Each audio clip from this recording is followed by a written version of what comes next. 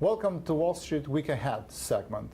This is where we want to empower all of you traders and investors. For our new viewers, my name is Vlad Karpel, and joining me today, Joe Cusick from Trading Block. I want to kick off Wall Street Week Ahead, Joe, by looking at the consumer credit numbers. And we have highlighted in the Tradespoon Bulls list quite a few retail names. Joe, what are we expecting in the sector going into the numbers? You know, taking a look at this sector, I like to look at the ETF that captures the sentiment of the consumer segment. And that ETF is XLY. That's the consumer discretionary ETF. They're pricing in the potential move of around 55 cents this week, which is not a ton of expectation of potential movement, but the consumer is the backbone of the economy. Any hiccup would shake the market, specifically the small and mid caps. Joe, we have had on our Tradespoon bullish conviction list two names that have had highly bullish score of 10.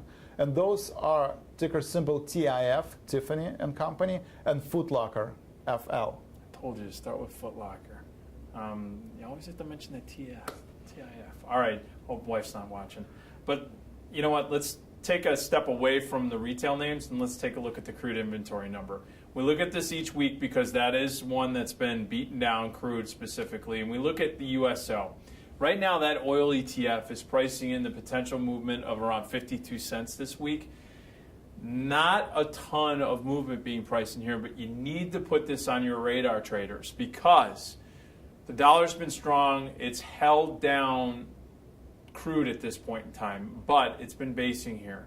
And you need to start putting on your radar screen some of those names that are in this sector for potential bullish opportunities, because as you've said in the past, you look at stocks that have been beaten down, buy on weakness.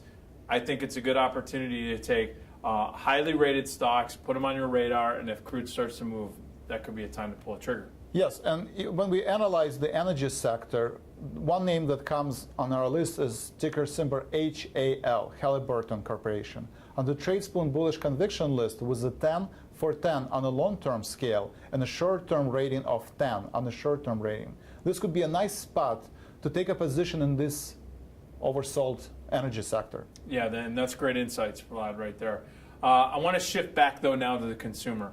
Okay, and I want to take a look at the retail sales number that's going to be coming out later this week, towards the end of the week. And if you take a look at the sector ETF that tracks it the best, it's XRT.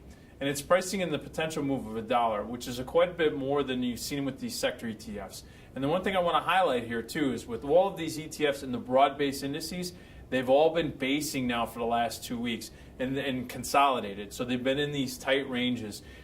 Any weakness to the downside is just an indication of a short-term trend change. I want to stress that. It's not an overall trend change. So while we're stressing that any break to the downside could be bearish, it's short-term or temporary bearish. We're still in a very strong long-term upside momentum, but we like the opportunity to see that weakness, either take advantage of it from a bearish perspective where we find a good setup, or we look at our conviction list on the bullish side and we say, let's start pulling the trigger on that.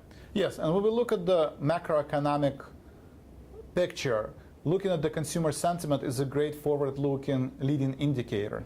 And retailers are the backbone of the small caps. So if we see any weakness in this sector, it could be a red flag for the bulls. I want to highlight that we have some great webinars coming up this week. So take advantage of these live opportunities to hear from experienced traders like Joe and myself. Make sure that you look at our webinars and read our daily emails to see if we have any position adjustments or what webinars we have this week.